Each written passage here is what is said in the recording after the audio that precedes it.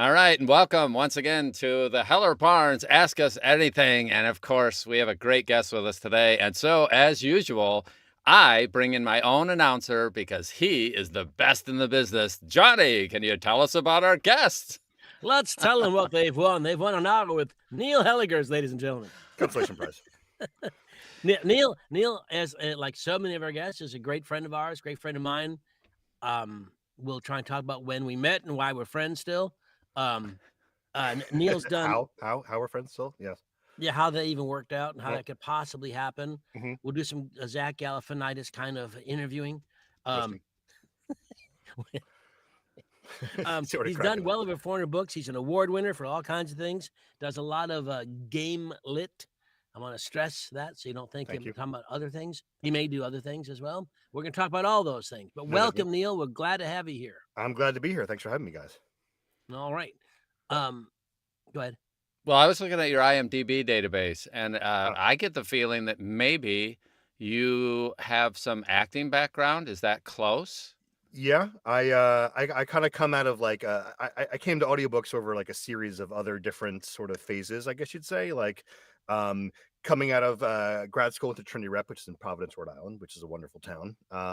Went right into like live theater, like like a lot of us sort of start there. A lot of wait, went into what?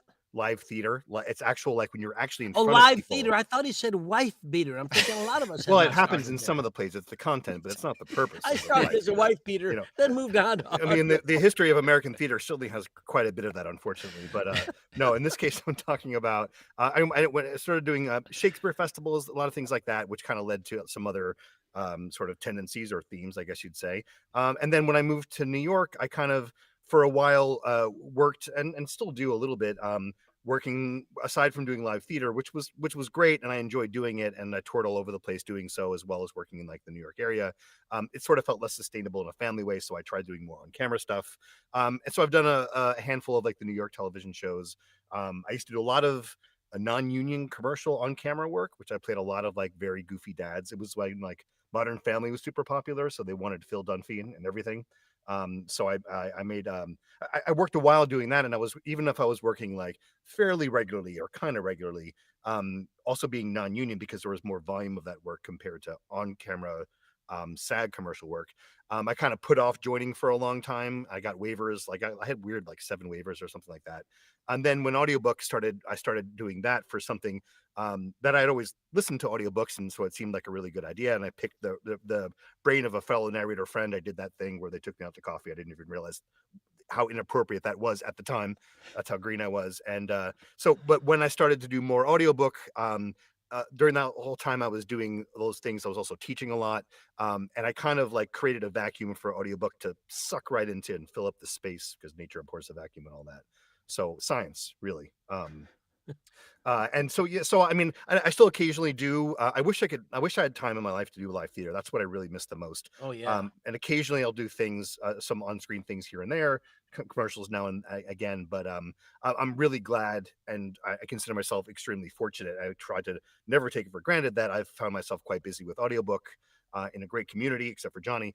But also just sort of like fulfilling work. I do the kind of books that I love to do and the genres that I like to work in, and it's nice. It's the steadiest work I've ever had as an actor, to be sure. But it's always in the nature of being an actor always means you kind of wish I was doing that, or I wish I was doing that. Oh yeah. But in this case I get to play all the characters, so that's cool. Your attachment to live theater really, that's where I started on stage, and it's not doing that is rather difficult. And the idea now that you and I and are working regularly in audiobook world, doing the job, coaching, and it's become my life anyway. It's what I do. Well, I really miss the stage. I don't know that I'd have to rearrange my schedule, my entire schedule, my life, my daily routine, to go and start auditioning again. I've got to update my headshots, my resume, get some monologues ready to go, and then go see if I can get a job. Well, and there are narrators who do this, and and it's amazing. I sort of feel like one of the main reasons I stopped doing live theater was that and it was sort of package and parcel of doing Shakespeare, meaning that you sort of need to be able to travel and work regionally if you Yeah, want to yeah. consistently keep working. And there's tons of great theaters across the country doing Shakespeare, so it wasn't like New York or nothing. But I had a kid about 10 years ago, about the same time I started Audiobooks is when I had a kid, Yeah. and the idea was like I'm not going to be traveling all over the place anymore to do that. And I always thought like, oh, someday I'll sort of wrap around back to that. But meanwhile, lots of like my windows for playing lots of roles I would have played has basically passed by, except for some kind of weirdly creative casting. At least you're And closer again, to that's all career than fine you used because to be. it's Yeah. filled with lots of other. And I try to find whenever I can, if friends are doing readings and things like that, just kind of like scratch that itch or sort of or flex that muscle. That's the main thing. I sort of really wonder, like, do I have the mental capacity to memorize a whole play like I did so It's willingly all it. the time It's before? Like, is my brain like, or I'm too used to everything being right there that I just that is completely atrophied to the point of ridiculousness. I don't think it's whether or not you can do 8 shows a week anymore. I think it's whether or not you can memorize your cues. Yeah, I did just before COVID. Angela Rose Massey, God love her, has a bookworm theatrics. So we did, as you may Oh yeah, remember, I A remember Man this. of No Yeah. Importance, a musical, and I had a wonderful time. But I could not. I mean, I remembered my lines, and I got to do my song, and I did. I had a great time. But what I could not remember is we had to set up chairs to create a bus, and then move the chairs to create this and stuff. And I never remembered which chair I was supposed to get and where I was supposed to go ever. And there's a young fella in the cast who I just hung with him because he knew everything. I said, Follow "What do I do him. now?" Sit And in the chair what he's scene? not And sitting I in. would say in the middle of the show, "What scene is this one? Is this the one where you sing your song?" Oh, great! So like, What song? yeah, I have a song. yeah, the cuddles Mary gave. It's a lovely. Oh yeah, I played Baldy. See, yeah. Let's see. I played the role you guys are made for. Hey, all right. So occasionally, so you dream of doing theater. And by Yeah, the now, way, yeah. my wife and kids all tell me, well, why don't you go play drums? You know, like my wife didn't see me the first 20 years or so of our marriage. Been married 40 years because I had a New Year's Eve gig. I mean, she didn't see me on New Year's. She did see me occasionally between there. Sorry, I didn't say that right.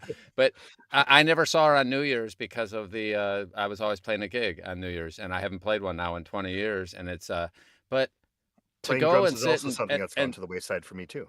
it would take me many hundreds of hours of practice just to get to where I would feel reasonable because I'm rusty.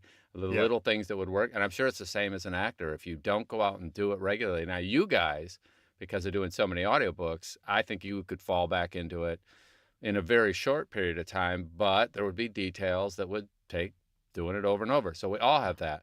So I have a question for you. How do you stay sharp for the audiobook narration? What's your favorite routines? Who do you pay attention to? Do you do coaching? Do you teach? I've been so when I got started, I was well informed that whatever sort of like training or skill like vocal training I had or acting training that it needed a translation, and I'm a big believer in coaching and in teaching and education and always kind to do that. That I did right off the bat. I did Paul's workshop at John Marshall, and that was sort of laying a foundation. I've got coaching from Johnny, from Scott Brick, from a few other people, from Carol Monda, like a number of people who I just sort of trusted to kind of help indicate that transition, and experience does a lot as well too. But I always, whenever I listen, I just started doing a new book in a series that I started like years ago that actually ended 7 years ago. And so I've had that wonderful experience of digging back into my files to listen to character voices from narration that I did 7 years ago, which was sort of early on. I've been doing this for about as long as my kid is alive, as I mentioned, about 11 years. And I look back at that and I'm like, my God, what was I doing? And I don't mean in an acting sense. I mean, I can hear it. I can hear a vocal constriction. Like I can hear a lack of support. And, and it's not just, I mean, my setup is a lot better than it used to be, technically speaking. But it's in a way, it's reassuring to know that I've always been growing and getting better. That's kind of like always the point, Yeah. This is where I feel like imposter syndrome is useful to help me from getting complacent. And it's not about being like, it's not shitting on my previous work. It's just listening to it and observing oh well, I have all this room for improvement, and it's always good for me to keep going. What has been consistent, and I'm seeing, from Wyoming there, is that I whenever I get in, I do the same warm up that I would do for any show, the same vocal warm up that I learned from a fantastic teacher I had in grad school. I'm seeing Maria's question in there. I mean, it's basically, it's kind of like, it's a physical warm up in terms of stretching out hamstrings and things like that, because that's where I tend to get tight. I sit on a stool, so it's partially for that as well too. But it's like it's resonation warm ups and like opening rib cage, getting the soft palate lifted a little bit, working face mask resonance, getting my jaw loose, because that's a big one that tightens up a lot as I work over the course of a day. Articulation stuff, tons of articulation stuff. And I don't take much time to do it, but I always make sure, if I don't do that 10 minutes, I kind of feel like I'm getting in there. I'm spending twice as much time getting that warmed up. But I also feel like that's how I'm trying to protect this instrument for as long as I possibly can, to keep this going for as long as I can, or until we're all replaced by robots, of course. Okay, so I wanna jump in. Yeah. So it sounds like you do a multi-phase warm up over that 10 minutes, because Yeah. hamstrings are not the same as vocal constriction, from what I know. I'm not a physicist. But they're all connected. They're all connected to each other. Like if my hamstrings are tight, that pulls on my lower back, which pulls on my diaphragm, which connects to my breathing apparatus, which connects to my freeness. Like my shoulders are loose, which also is about restriction. If those things are too tight, if my jaw is too tight, it's, we resonate through our entire body, so the whole body really needs to be warmed up. Okay, so I love you, man, because I totally agree. Holistically, as I mature, I do have to do a bunch of other things that I didn't have to do when I was younger to do just to eat breakfast. So it's coming full circle. But as we mature, and also we just sit for so many hours doing this kind of stuff, that I know Johnny goes and works out every day pretty much, and so do I. And I think most of the people that I know that have a sustained career here now are people that also take part of their day and they go do something physical, because just sitting all day ends up being a total negative after you do this a year or 3 or whatever. If you're not taking care of your body in some fashion, at least that's my experience. What about yours? Are you seeing the same thing? As now, you're not as mature as me, but you could be someday. Well, like I said, if I don't warm up, it's immediately obvious to me how much harder I have to work and how much less precise the work is. But I also think that even though I'm sitting, and I wish the ceiling in this room where my booth is a little low, so my booth is actually or you're too tall. Yeah, you're very tall. What are you? I would love to stand and narrate, or at least have the option to do that. But because the room was the best place in our apartment for the booth is a little low, my head brushes the ceiling in here. So, but I am on a drum throne, I should say. Don. Of course. And so that keeps me kind of active physically. But if I don't do even the things I feel like, if I'm feeling like low energy, it took me a long time to learn the sort of counterintuitiveness of doing 10 push-ups gives me more energy to keep being physically active while sitting and being otherwise inert, Yeah. And in the sense that, I mean, narration is a marathon and that's a calorie burn and all those kinds of things. But and also there's a way of being active without tension. And if I haven't worked that out, if I haven't stretched out, that tension seizes me up, and that diminishes the quality of my work as well too. So, Neil, you're missing a marketing opportunity. I'm going to talk about my warm up, but you're missing a marketing opportunity here because of the idea that you're burning calories with narration. You should have, study the Hellegers voice technique and lose weight while doing audiobooks. Calorie burn per finished hour. Yeah. Well, I don't do when I was in my acting, when I started my acting guru after college and stuff out in Chicago, Ted Liss was his name, and we always did we did the things you put the wine cork in your mouth and try to do Shakespeare stuff, and we always have a Shakespeare, oh, for a muse of fire, and you do all these things, and we'd also do the thing I did like was ma me me mo moo, and you did that little chant. I did it in that middle register, then high and then low, and you went through that, just kind of loosen up. But I find over the years that I don't do a damn thing. I don't have a problem with my energy. I don't have a problem. I know that for many, there's a real seriousness and an importance to the warm up. Mhm. And I simply have always sounded exactly like this. Always. The only thing I will do is in the booth, I'm very conscious of how long I'm in there and what I'm doing. So I will every hour I'll get out for 5 or 10 minutes, just because I'm too hyper to sit still this long. Yeah. Physically. So I have to go and shake it loose a little bit. But other than that, I am a serious proponent of warm-ups if that's what your body needs. Yeah, I mean, I think everyone's You have to instrument know is what you different, need. requires different things, different warm-ups for like no one should be doing exactly the same warm-up cycle as me. Yeah. I for example, I start with chest resonance because that's a bigger part of my sound, is that lower end chest resonance. Can you demonstrate that for us? Well, you know how it's the thing about how the microphone is not, well, I mean, it's a little out of place because I lowered it so Johnny could hear me better. Uh, But you know how the mic is, it's a thing that everyone can do to kind of feel the difference. Everyone watching at home, if you put your hand over your chest and you put your hand on the top of your head, and if you talk in a low voice, you can feel the physical vibrations happening down here. When you talk in a higher voice or even a higher pitched voice, you can feel less vibration in here and more vibration up here. Like the lower, we're like a cello, right?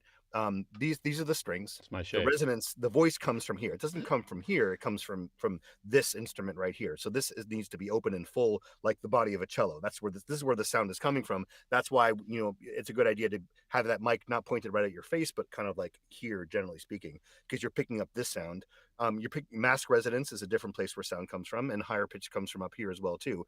And everyone's bodies are built differently to resonate in different ways. So you need to pay attention to certain things. Some people's jaws are tense, some people's are not. Mine tends to get a little bit worked up, so I tend to focus on that as something I know is like a spot of mine. And it's probably like in a pinch, or if I had to hop in a booth, I would jump in and I would record. And if I listened to two of them side by side, I probably would be hard pressed to necessarily be like, that's a warmed up one and that's not. Maybe it might be obvious, but the point is, in order for me to feel ready to like jump into it and do my day, I know if by doing all those things, I'm covering all my bases. I'm opening up my instrument as much as I believe I need to do. And it's a transition from the rest of everything happening in the world, to coming into here and focusing and kind of, it's like I said, it's my transition process, it's a ritual of sorts to getting into keeping the focus I need to do this for as long as I need to on a given day. Do you have any techniques or tips what you like to do when you're in the booth? Okay, now you've done your warm up and now you're in the booth. Do you have I know that our schedules determine how long we have to be in there sometimes. If a book is due, but is there a chunk of time or X number of hours you say this day I'm going to do, like a typical day is 4 hours in the booth or 8 hours, or what is it? I mean, I usually try to get in by the latest 10 o'clock. It's 9:30 if I have something I have to do that day, or I have to pick up my kid early or something like that, and then go to 10 o'clock to usually about 1, and then to try and take an hour for lunch and try not to shortchange that because I think it's good to have that downtime, and then like 2 to 5. So roughly 3 hours. If I need to press, I might start earlier, or I might try to go later. I also only try to work during the week. I try not to record at night. I try not to record on the weekends. I prep for the next week or during at night and the weekend as well too. But that feels like, I'm not working. I'm just prepping, and I try to divide it I try to schedule accordingly to how long I know I need for a given book. And I try to get down. It depends. If it's a series I know really well, it's a lot easier for me to pull 3.5 finished hours, or if I need to push it to 4. If it's like an author that writes like people actually communicate, which helps. But usually, if I have this book is going to be is 12,000 words, I can either take it off a previous book in the series to know what my pacing is for that book. You may not have noticed, but I tend to speak on the faster side, so I'm usually pushing like 9,500 to 10K. But sometimes for certain books, all of a sudden I'm down in the 8,500K. Do you slow up occasionally? No. Yes. Well, I earn those pauses. That's what I do. So when it comes, we're like, whoa, what? I always try to I keep on top of myself for these things because it's the same. It was an acting thing I had as well too, about my internal clock revving up and me going just too fast.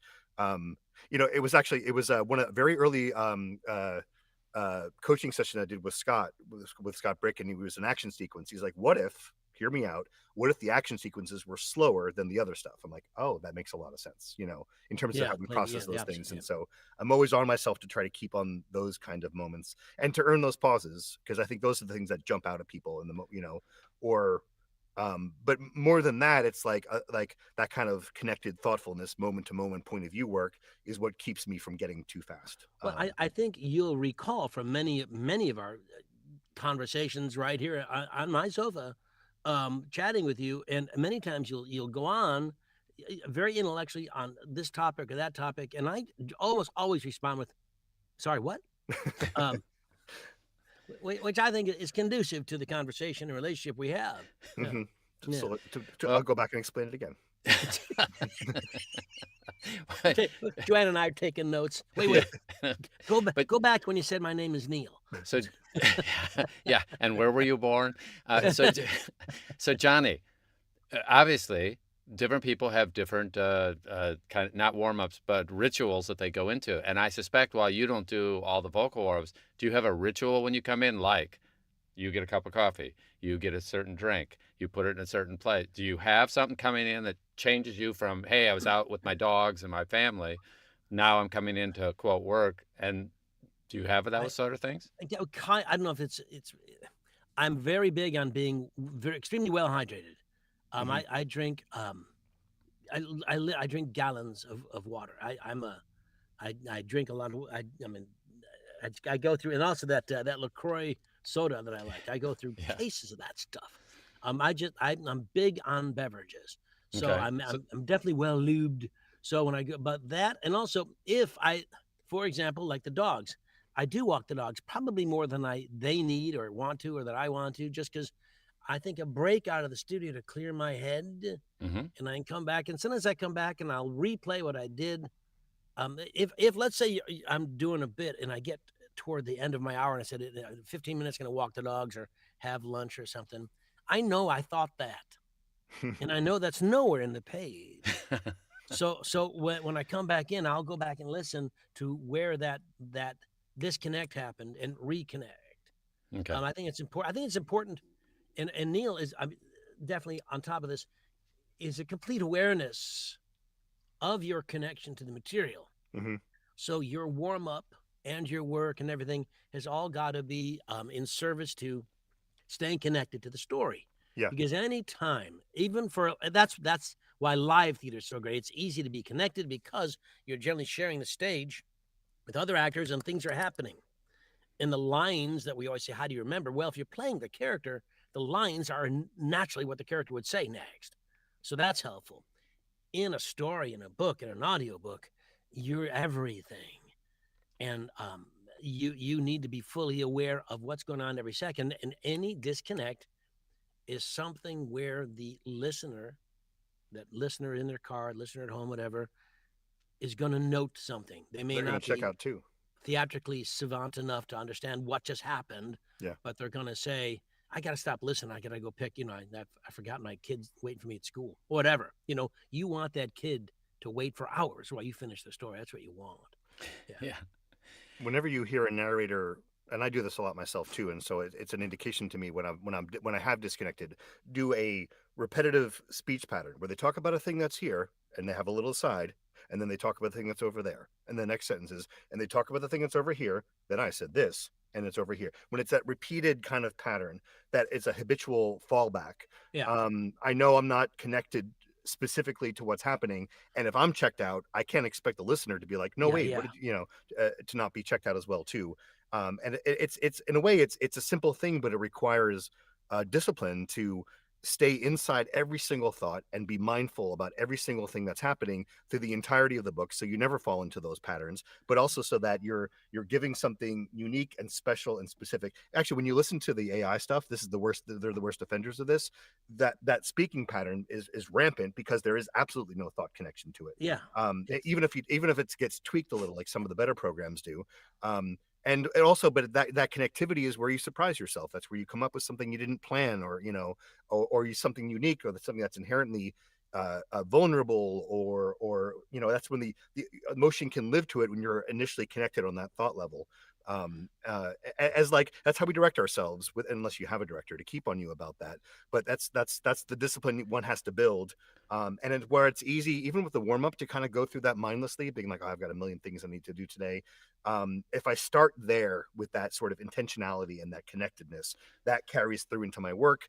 And no matter what book no matter how good or bad the book is that I'm trying to work on and trying to make the most out of, I know that if I honor that and I'm disciplined and I keep connected to it, I'm doing the best work I can be doing on that given book.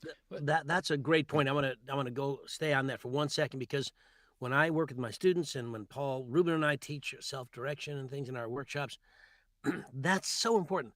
I find, and I know we hear it and we don't always recognize what it is, but the coaches hopefully do. When someone falls into that melody, that rhythm, and that's where they are, they're not in the author's rhythm at all, or the character's rhythm. They're in their own. And it's so easy to do because you're just playing the same notes like it's a reprise and a chorus of a song. And like, you're not, that's not playing drums. Yeah, that is. It's not, it's playing the beats, but not the beats the author wrote. It's just some music back there. Right. So I think it's really important because self-direction is the name of the game, because everybody has home studios and it's rare to actually get a director. You've got to be aware of falling into whatever the Don Baarns rhythm is, that Johnny Heller rhythm, the Neil Hellegers rhythm. And when you find yourself in it, not just get out of it, but find out where you started, because it's that beat before you started following that rhythm that you were disconnected for whatever reason. And if you can find the point of disconnection, you can reconnect. And that's what you need to worry on. Neil, and I want to ask, can you do us a favor and drill down and tell us more about, so you're working for 3 hours at a time. Now, Johnny roughly has a mental thing that I think he's roughly 45 minutes on, and then he'll take 5 to 10 minutes off. Is that correct, Johnny, roughly? Yeah, roughly, yeah, unless I got to just bear down. Do you have anything similar like that? I mean, are you doing 3 hours straight of staying connected with I can't stay 3 hours. No, no. I mean, it depends on how much I need to get done or how much I want to get done within those 3 different work periods. I try to minimize. I mean, this is also one of the, like, with everything going on in the world kind of things, that in between chapters, it's so tempting to be like, well, what's happening with that? Or let me just check my email. And those are where, like, sometimes then it's like 15 minutes later, I'm like, well, there goes my ratio, and I'll get up and I'll, maybe in between groupings of chapters, I'll get out of the booth, walk around, whatever, like take care of whatever business, get more coffee or something like that. But if I break up that 3 hours too much, I won't hit my target for the day. But that's why I give myself that hour before, and also why I also give myself plenty of time in the morning between getting up and starting. That's why I'm not starting at 9 every morning, but giving myself until 10. But also, like, and I've been better about this recently. I used to, for a while, was pretty bad about cramming things in, so I was forcing myself to have to pull out 3.5, 4 hours on a given day in order to fit everything in. I've managed to set my schedule a bit more reasonably recently, such that I'm not crammed like that. So if I for some reason the book is not coming in the same way, or if I want to take more time to go back over things and I only get in 2.5 hours, it's not the end of the world. And even though I have to keep telling myself it's okay, I have 2 more days to do this, rather than the luxury of finishing early on a Friday so I can, do whatever, Wait, I want to tell everybody out there one thing, that you need to be you need to be on top. You need to if you want to go on Facebook or something. I took a Twitter. I quit my main Twitter for all kinds of reasons. I still have a voiceover account where I just talk about voiceover, and once in a while I mention a political thing. The other one was all political, but I got rid of it because I'd be in here and I'd say, what's going on? And I just be offended by, something Steve Bannon said or something. So I got rid of Twitter on my phone, and it saved me a ton of time. Mm-hmm. And now when I want to go on Facebook or any social media portal, I schedule it. I mean, I literally say, when I'm going to take a break now, I'm going to look at this or 5, and I say it's going to be 5 minutes or 10 minutes, whatever, and I don't go over it. You have to start, because that's a real time suck. Yeah. For everybody. Yeah, it's so tempting. It's like, right there.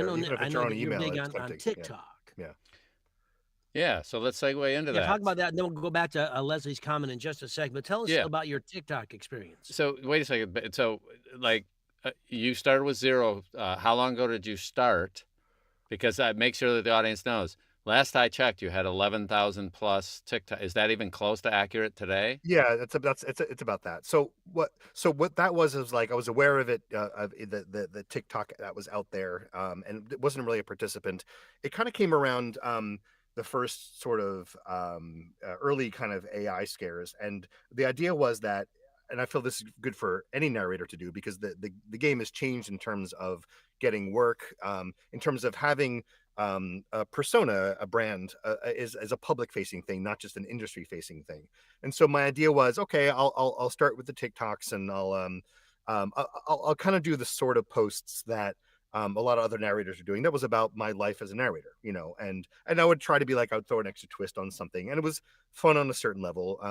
After a while, I started getting bored of that, and so this was about this is about 2 years ago. It was a few months of doing that. I started getting bored with it. And even though like my initial goal was just to have things up there. It was not to be concerned about going viral or getting a huge following. It was just to have sort of like a representative body of work up there that if people were looking into, they could see. It wouldn't matter what the numbers were. But at a certain point, I was like, well, I mean, like this, I feel like this could be something more. And after kind of like talking to some people and kind of considering, it was just kind of a question of like, if I threw aside what I thought I should be doing with it, what did I want to do with it? And what did you want to do with it? Well, the thing that I kind of said before that I wish I was able to do more of now, which was essentially live theater. Now, of course, TikTok is not live theater, but so some years ago, I did a workshop on it's called Original Pronunciation. It was a study. There's these David Crystal and Ben Crystal, father and son, have sort of like led research into finding out what an Elizabethan or Shakespeare original period dialect would have sounded like. There's not one dialect; it depends on where you're from. But basically, it's very different from now, and it's also very different from what is a standard RP kind of accent. Things, you know, this is so we're talking like late 1500s, early 1600s. And so I did this workshop, and we performed all these different monologues and scenes and things in OP. So my idea was there's Shakes Talk, which is this whole other world from book talk or narrator talk or whatever.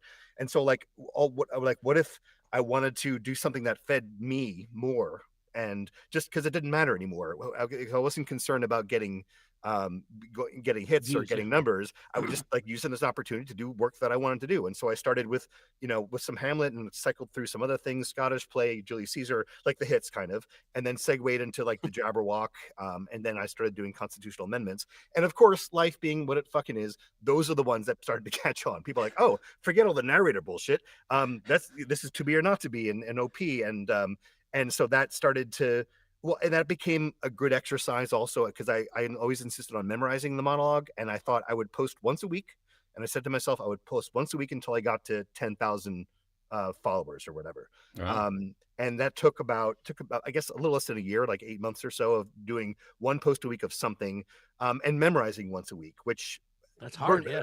for a while it was like it kind of burned me out, but it was like, but I like tied it into my everyday life. A lot of those TikToks are taking place in Prospect Park, which I live right nearby, because most mornings I was walking with my dog, and so I would walk with my dog through the park and have a memorized one that I've been working on, like a sonnet or a monologue that I kind of knew already and kind of brushed up, and did it enough times that it's the great experience of live performance where I would have something memorized, but until I said it like a dozen or so times, I didn't really understand what it was about, and I discovered it as I went along. It was always the last take that was like, that's the one I put up. So When you do it and you've memorized it and you're walking through the park and you're doing it with your camera, so it's going live on TikTok as you're doing it? No, I'm just recording it to my phone, and then So if you cock it up, do you re-record it or leave the mistakes in? no, I would always do a clean take of the whole thing, or as clean as I could get it. Also, because with the OP, with the dialect, I would try to get the one that was the cleanest read, that was the best read, but that also I didn't drop too many features of the dialect, because that was like an important aspect of what I was trying to focus on doing, as opposed to Are just you an doing Shakespeare influencer? monologues.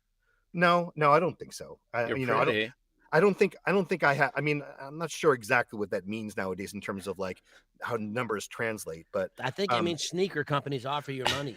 yeah, I guess so. But or Ruffles, I guess, for Shakespeare, right? But then but Thanksgiving, not last Thanksgiving, but the one before that, I hit 10K and then 100K views, and then I just stopped, and I've barely actually posted since then. I recognize that I could have built that well past 10K if I just kept going at it, but and I know that there are a lot of people who do similar kind of VO kind of performance stuff. I don't, doesn't look like it looks like they're reading off something. If my task was as simple as that of like reverting to reading sonnets while I was walking, which is a little harder to do with the, but I was like, no, I was kind of in this for this very specific performance experience of exercising that memorization thing, while marrying that with dialect and making it sound like not ridiculous. That, it's the way I've always like to perform Shakespeare, is that they sound like a real person talking in many ways, even with the structure, even with the dialect. You should go back and do it again, actually reading it in the book and literally falling down. So Neil Hellegers falls down in Prospect Park while doing Shakespeare. That'd be the title of your thing. See, and it would be very short. Get a lot of views. Oh, for a musifier, oh, for a musifier, yeah. Can you do a short example of something that you might do? Can you remember any of them? Well, yeah, but the benefit of it is I kind of rejuvenated my memory on a lot of things. But I'll keep it easy for myself for the sake of live theater. To be or not to be, that is the question. Whether 'tis nobler in the mind to suffer the slings and arrows of outrageous fortune, or to take arms against a say of troubles, or by opposing end them, to die, to sleep. No more to say and sleep beside the end of heartache and the thousand natural shocks that flesh is heir to. Aye, there's a consummation devoutly to be wished, to die, to dream, to sleep perchance to dream. Aye, there's the rub, for in that sleep of death, what dreams may come when we have shuffled off this mortal coil must give us pause. Aye, there's the respect that makes calamity of so long life, and so on and so forth. But that's great. Yay! Friends, Romans, countrymen, lend me your heirs. There's all sorts of like, I'll lend you my ears. All sorts of fun, and I did Scottish play. But then when I got a little bored of Shakespeare, I started swerving into constitutional amendments. And those were the ones that were like, but like I did the 14th Amendment, Section 3, which is the insurrection one. And yeah, but those are naturally exciting. I mean, right? Oh yeah. No, not in that dialect. No, I mean, they were written for entertainment purposes, I think. Oh yeah. Fun at parties, yeah. Yeah, right. So, but those got a lot of response because it was like the 14th Amendment, Section 3 one that was 2 years ago, somehow still relevant. 2 years later. Do a bit of it if you can. This one I don't know off the top of my head. I don't want to pressure you. You don't have it. Yeah. we really prep for this here. Yeah. Here, Neil. Neil, can you juggle? Thanks for letting me know. I'm going to have you do performance. Yeah, we told him this was going to be fun. Now we're going, hey, Neil, work for us. Dance. Do a drum solo. Drum us out. Dance for us, Neil. Well, that's why I'm not having any shame in actually looking it up. No person shall be a senator or representative in Congress or elector of president or vice president or hold any office, civil or military, under the United States or under any state who, having previously taken an oath as a member of Congress or as an officer of the United States or as a member of any state, follow the link, legislature or as an executive or judicial officer of any state to support the Constitution of the United States shall have engaged in insurrection or rebellion against the same or given aid or comfort to the enemies thereof. But Congress may, by a vote of 2/3 of each house, remove such disability. Wow. That's section, yeah. By the way, so that would only take me about 16 years in order to do half of what you just did. So hats off to you for that. That's like constitutional law in the Shire. Yeah, it was nice. Yeah. Now, how long would it take you to do a piece like that? Now, as far as to prepare for it, how many you read it? Obviously, how long does it take to memorize something like that? Now, it depends on how long it is. Like a sonnet, that's about the same length as a sonnet, about 14 lines. The scheme and things like that are helpful with memorization. The verse of it. It depends on what my week was like. I would try to fold it into other things. Like I would take my kid to karate, and while he was inside in karate, I'd walk around the block just saying it and saying it and saying it. I had all these memorization tools that I hadn't used in years, but that still work about just like, it's just a lot of repetition. It's that same connectedness. If I don't have the sense thought or very specific point of view about what I'm saying, it's so much harder to memorize, just like a chain of words. I had to be like this thing, and then this thing leads to this, and then this thought leads to this. So in many ways, it's the same discipline. There's a lot about Shakespeare, and this is where I kind of like, when I taught, I almost not exclusively, but I taught a lot of Shakespeare. And I found when I've started to do a little bit of audiobook coaching, that the way that I coach people in a Shakespeare monologue is very, very similar to that thought process of narration, about having a specific point of view, about, even if it's third person, about what's happening and connecting to it, but also not falling into the poetry of it, not falling into the literature of it, about always having it coming from a real place, a connected place, a relatable place. But also, like, there's this idea in soliloquies where, you know, especially like the Hamlet soliloquies, for example, like To Be or Not to Be, where he's actively working something out. It's not something he was thinking of last week that he's reporting to you. It's like, Yeah, he's to working out die in or real not to time. die, I don't know, you know. And he's Yeah. using the audience as a sounding board. So much narration, even if it's past tense, works for me, works so much better. And so when I worked with students, that's what I always did for Shakespeare, was have them take it moment by moment, figure it out, using the language. It's not like people talk like this, but they're using heightened language as a way to fully express the breadth of their emotion or their intellect or whatever it might be. It's very I think similar. I shared with you. I think I shared with you a story of I was doing Shakespeare, and I was still in college at the time, and there was this. I think it was All's Well That Ends Well, as I recall, but I can't remember the show. But I just remember the event. So there was a professor in the graduate school who took a role as Falstaff, the comedy sheriff in the scene, when it Falstaff being funny. And so his monologue, well, it's like 3 paragraphs, for example, was to come out and settle everybody down and take the miscreant off stage and, you know, arrest them, basically say, and his commentary all led up. It's like a bunch of words saying everything's under control, I'm in charge, I've got it, don't worry, but a bunch of malapropisms in there. And this guy walked out and just blanked. And Shakespeare is much harder to cover because you've got to cover an pentameter. It's hard to riff. Yeah, it's hard. It's really hard to riff. David Tennant's done it. He talks about when he was in a production of Romeo and Juliet, and he just and at the Globe Theater, and he just went up and he just kind of made up stuff. He's like, I'm at the Globe, and there's people there, and they know the play. Yeah, they've read it. Yeah. So, well, this guy, he had his long monologue. He looked around. 'Tis okay. Grabbed the guy by the ear and walked off. It's still my favorite cover. No one even ever just. So you can't cover that. So let's answer a couple questions here. Just I'm gonna change the subject. Okay. So if you had to do several characters, so you got 7 cowboys sitting around the dinner table, how do you keep their dialogues real? Now, this is a thing. This is why I don't do narration. My wife, I'll do dumb guy stuff. I do a lot of voiceover stuff. That's just one character, me. Okay, no acting involved. And the question is, how do you keep all these people straight? What's going on in your head even if you have 3 characters? How do you transition 3 lines in 3 characters and keep, this guy's British, this guy's American, this guy is, Japanese, whatever. Pick your character type. How do you keep them straight? What do you do? How do you keep it real? Well, to keep this idea of 7 cowboys, because it's a bit of a specific example, sure. Because it's not different in other circumstances, but just sort of like give it as addressed. So 7 cowboys, maybe begin with a slight presumption that one of those 7 cowboys has been our main character. And largely speaking, I might pitch something in a certain place, or if there's something very specific about the character, like an accent and it's first person or something, live in that accent for a while. But that's usually the one that's closest to my middle of my range, my most comfortable place, because that's the one I'm gonna have to do the most, even if it's filtered through a dialect or something. Then for the other 6, I would have to do a breakdown of like who's older, who's younger. Those are different vocal qualities. Who's a larger person, who's a big cowboy, who's a tiny cowboy.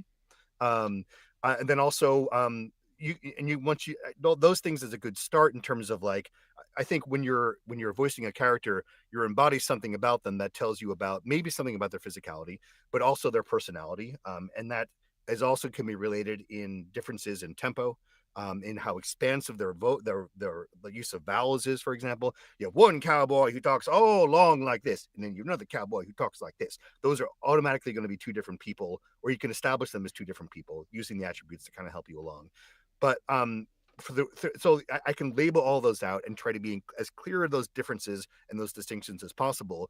But at the end of the day, and this comes from a counter example where it's like a time travel book, and the character is literally talking to themselves from like a year in the future or something. So precisely the same voice, precisely the same physicality, dialect, and all those things. But emotional point of view is another color that just differentiates. If one person was traveling back and he was agitated, and the other person was calm. So even with the same voice, but not doing any voice changes, just my neutral tone, you can differentiate two characters by a strong, clear, consistent emotional point of view from one character versus the other one, the one who's agitated versus the one who's calm, as just like an offhand example. And those will be entirely clear as well. So you can take that same idea, these 7 people, this is what keeps them all real. There's all those things like dialect and whether they have a low voice or a high pitched voice or character details, but you keep them real by filtering all that through a real emotional grounded kind of place. And I do a lot of books with I do a lot of sci-fi and fantasy and gamelit and things like that with tons of crazy magical alien creatures with some absurd things going on. I had a really good dialect teacher in grad school. His name was Tom Jones, believe it or not. True story. Excellent teacher, amazing teacher. And whatever all the dialect stuff we did, he would always be like, it's very easy to hi, I have this Scottish person or I have this Irish person. And he was always like, any dialect you do, no matter how correct it has to be, always has to sound like a person. Otherwise, you might as well not even try. So for those 7 cowboys, I give them the benefit of the doubt that they live serious, actual lives. And if one of them is talking about even something as ridiculous as how to accurately aim your tobacco into a spittoon, I give that the same, like his seriousness and it's an acting objective. He's talking to the other 6 cowboys for some reason why this is really important to him, and it has high stakes for him. That informs his emotional place, but it gives him an actable choice that you can get behind, and emotions come out of that intention and that objective, like you would for any scene. And then also will keep that person clear from the other 6 cowboys. Okay, so I could summarize that in I need acting lessons, right? Is that close? I mean, first off, you just described like 15 things that would be if somebody's newer to this and they've gotten it in narration because mom told me I have a good voice point of view. I don't realize how much depth you're talking about. A lot of depth there that most people don't realize you already have top of mind.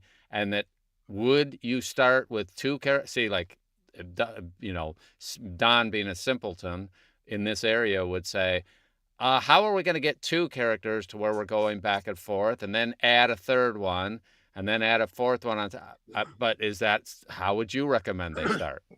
Well, walk before you can run, I suppose, but sometimes you don't have that choice. I think more often I've heard with newer narrators that they're all of a sudden in a place where they're like, this is a scene with 7 9-year-old boys. Same exact kind of a thing. Right.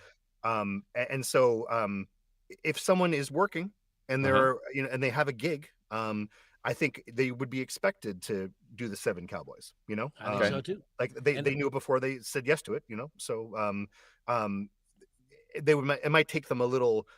All of those are things that you can do methodically and you can chart out and or mark. Do you do that? Do you chart them out? Do you, or now you've done it so long you can just do it in your head because of your experience? I used to do a lot more kind of marking up. And that comes out of Shakespeare, where you mark the shit out of your text and all the antitheses and things. Johnny was at a Splendiferous years ago. I forget, I don't even know how long ago, where Simon Vance was like, I don't do it. I'm like, finally, I don't have to do it anymore. Yeah. But he had some experience before he said he does. Just in case somebody's saying at the beginning they don't do it, it's you do it, and you earn the right to not do it through experience. Am I close? Well, I mean, you earn the right to streamline the process by experience. I'm doing all those things. I mean, essentially, I am. It's just more. As I'm prepping, more automatic. Yeah. Okay. This is why prepping is crucial for me. I'm going to add one thing to what Neil said. That's when I do that. Is as I'm going through my prep, I'm thinking, okay, that's the small cowboy, that's the big cowboy, that's the angry cowboy, or whatever. Yeah, Johnny. I just want to add one thing. Everything Neil said is, I believe, dead on. I think that one thing you have to understand, Leslie, I think asked the question. Is first off, don't set it up as an obstacle. Just set it up as the next task. Mm-hmm. It's not something you can't do. It's something you can do. Mm-hmm. I guarantee you've been to a family dinner with 7 or more people. And if you shut your eyes, you would know who's speaking every second. If you shut your eyes in this little thing, this YouTube video, you'll know what I sound like, what my speech pattern's like versus Neil's versus Don's. And so you need, just really quick, really easy, you need to cast the characters from your frame of reference. Make them, if they are real to you, they'll be real to us. So don't make it 7 disembodied voices, high pitch, low pitch, fast speaking, slow speaking. That's all nonsense. Make them people. You know people. So cast them from your frame of reference, make them real to you, then they'll be real to us. Now, is there technique involved? Of course. I'm just trying to nutshell it. I think Neil went into more detail to help you out, and he's absolutely right. And I just think that, again, the basic thing of this acting in audiobooks and acting in general is it's real. When Neil says he does a whole lot of sci-fi and things and all these weird creatures, if Neil's doing a book and our hero is a talking rock, Happens. the rock doesn't think it's weird that it talks. No. I just think it's normal that I'm that way. And the rock is probably millennia old by now, because rocks are old usually. So believe. So let's. What does Jim Patton say? I can't read it. A question for both Neil and Johnny. I recently listened to an audiobook, A Strong Point of View, by chapter. Characters were distinctly different: Irish, New York, Californian, etc. The narrator chose to voice a third-person exposition in the accent of the point of view character. It was fascinating, but I'm wondering what you would do. So I started doing this thing. What's his name? I'm blanking. Johnny. He narrates a lot of Stephen King. Will Patton. That's what I'm thinking. Will Patton. Yeah. Yeah, great narrator. And I mean, other people do this, but I kind of place it with him first. Is that when it's third person narration, but it's from the point of view of a certain person. I don't know if I would do a full dialect for the narration. In general, what I do is like I lean the narration in the direction of point of view, almost like it's first person, not really too different from a first person narration, depending on who that chapter is. So if it's a younger character, it might have a lighter feel to it, and whatever the nature of that character is, I sort of tilt the third person narration to kind of fit that, because we're inside their head. So, and it's usually their thoughts. And so you are kind of voicing that character, even if it's within the structure of it, not first person, but third person. So, but I would think it's better. It just feels like it's better, more cohesive storytelling when that kind of happens within there. You could do it the other way. I think you're giving yourself more of an obstacle than a challenge in that. But that's my tendency is to always, with third person, is to kind of have it be 70 to 80% within the realm of first person for that character, whoever's POV it is. Johnny, are you the same? How do you approach I think so. that? I think there's always traps to be found for yourself in trying to do a non-character as a character. Mm-hmm. You need to have the point of view of the character without going too deeply into the accent, because that'll trap you when that character speaks.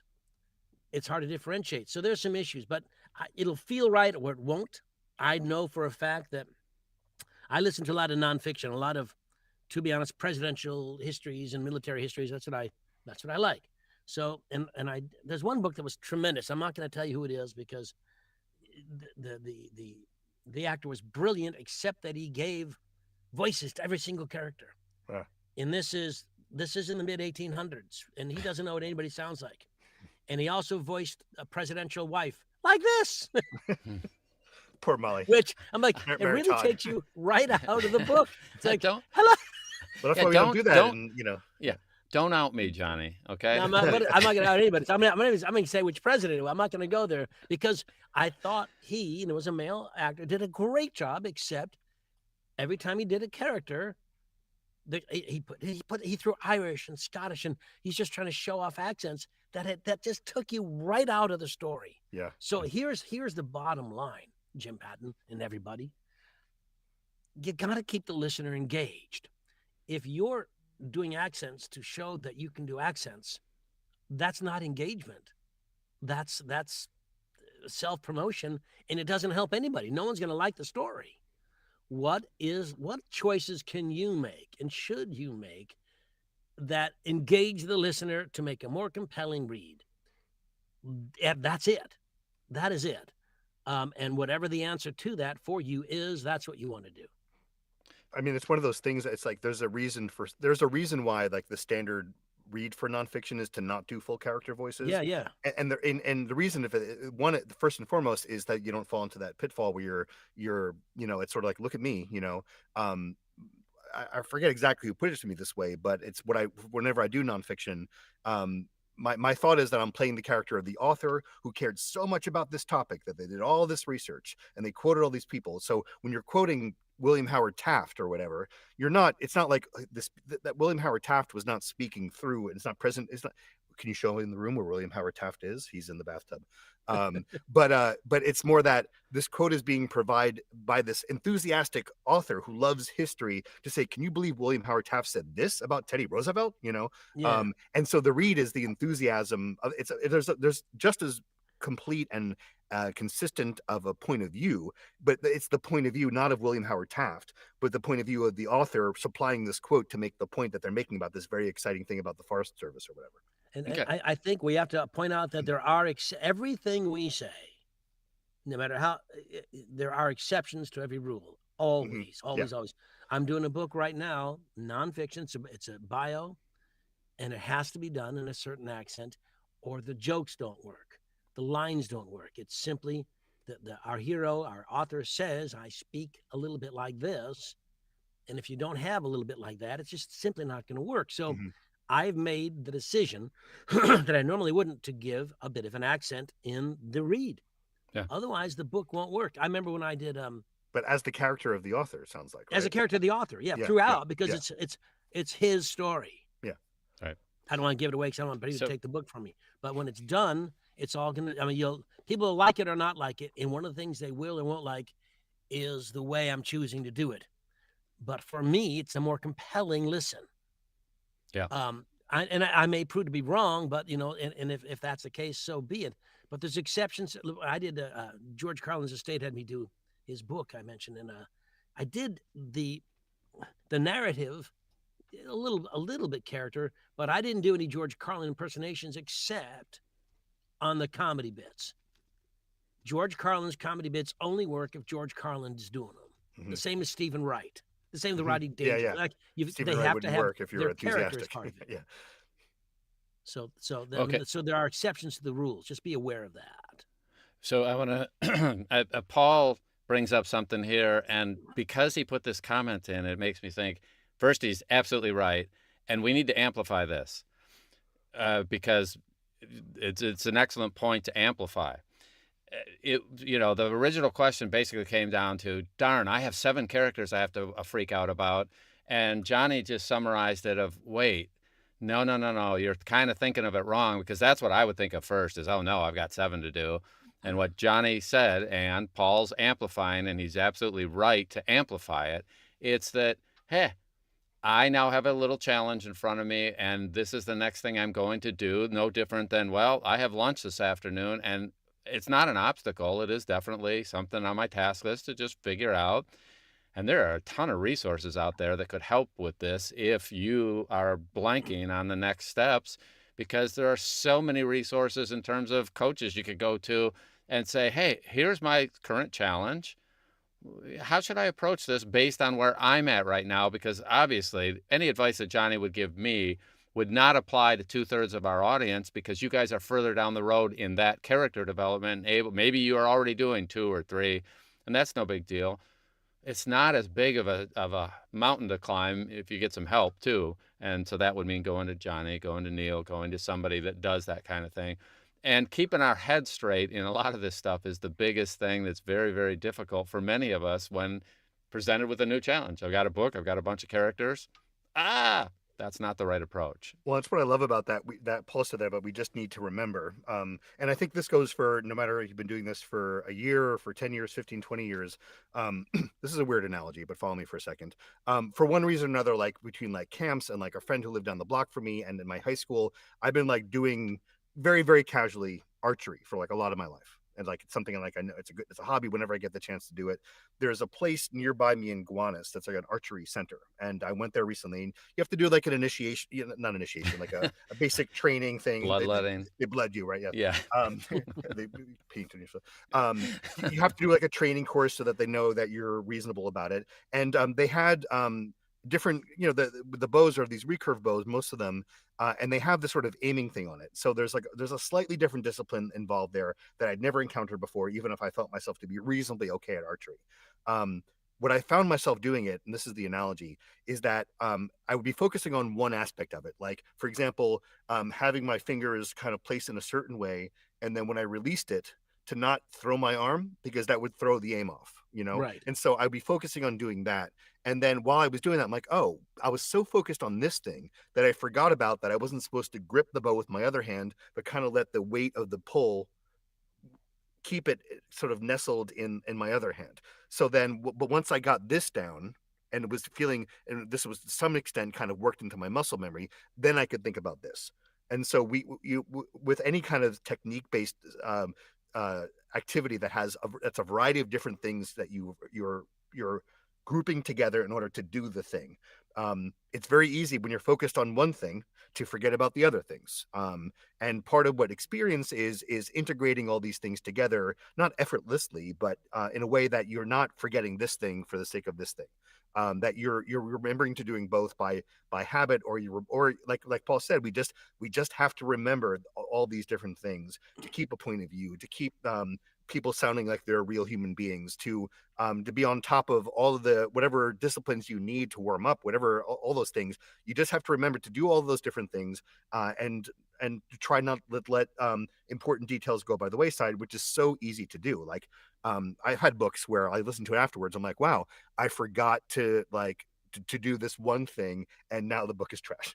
I mean, I'm shitting myself a little bit, but there was a whole book where I was like, I cared so much about it that I forgot that it's important sometimes to let things just ride without necessarily being super precious about it. Like, for example, it's important to rely on your sense memory and your knowledge. Like, remember when the honeymooners, when they try to hit a ball, address the ball. Hello, ball. You've got, or anything, or if you learn how to hit a curveball, learn how to do a golf swing, learn how to do archery, the steps you took, learn how to hit the right buttons in Studio One. Once you start doing that, you don't always need to think about it because it's just there for you. Right. We all need to begin to understand that a lot of the things we think we have questions about, we do know how to do it. Because I don't love it, but remember Tony Robbins, the great neuro-linguistic programming kind of guy. He always said a thing which shrinks say all the time. If you ask a question, Neil, what would you do if you didn't have? And he said, geez, I don't know. And the response is always, what would you answer be if you did know? and I think for a lot of things, if we just have to search yourself a little bit, we're not without answers. Mm-hmm. Right. And I'm the questions are always great, but understand very often the answer is pretty much what you think it is. You got to trust your instincts a little bit. Otherwise, why are you doing any of this? Yeah. Yep. If everything we're doing is foreign and bizarre and hard and impossible, then you know what? Then don't do this. Mm-hmm. Yeah. And the resources that are available today compared to when Johnny started back in the Stone Ages, it's crazy because the alphabet was shorter when I started. Yeah, fewer words.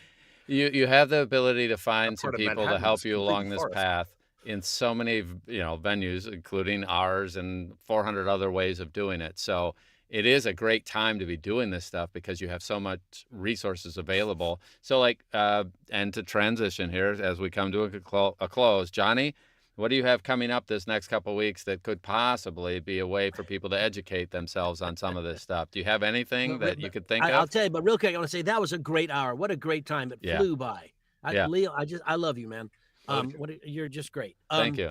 I've got the Johnny Heller Scott Brick audiobook business workshop this coming Sunday in Los Angeles, California. There's probably 1 or 2 seats left. Go to scottbrick.com. Coming up after that, when I return, I'm working on the New Orleans workshop, which is going to be great. That's May 6th. And I will start the agenda for the New England retreat and probably open that in April. That's October 14th to 17th. Cool. Neil, you have anything going on cool that we should know about? Cincinnati. Finishing up a book. What's that? The Cincinnati gig. Oh yeah, that's next summer. I'll be working with Jennifer Delaraya and a group of other wonderful educators at a weekend workshop in Cincinnati, Ohio this summer.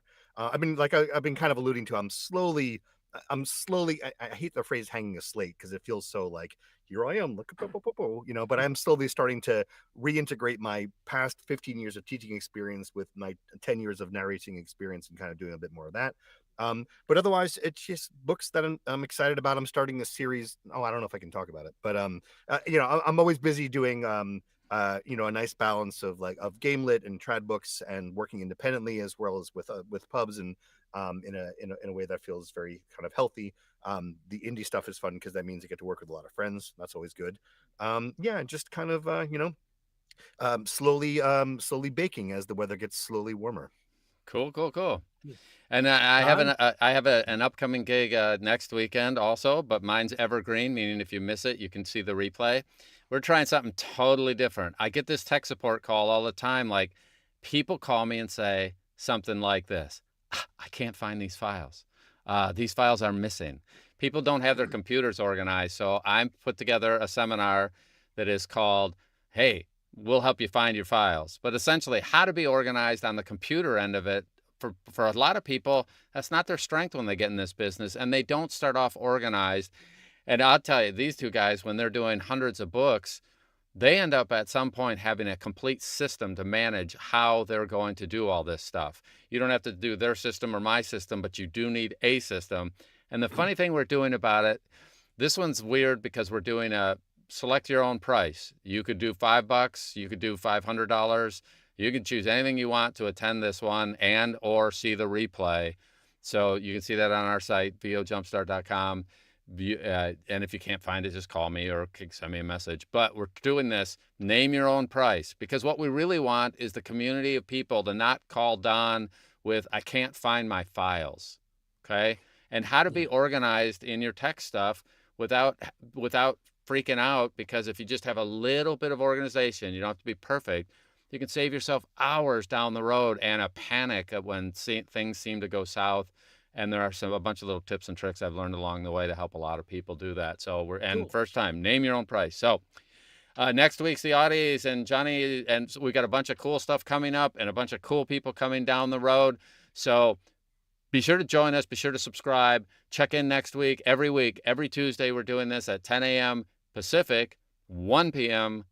Eastern. And I did the math in my head on that. And then later in the day at 2 o'clock Pacific, 5 o'clock Eastern, I always do my kind of Ask Me Anything equivalent in the tech realm. So same channel, join me here later today or watch the replays. Really glad to see you. We'll see you next week. And as always, we look forward to seeing you on the wires. Have a great day. Talk to you later. Bye. Take care.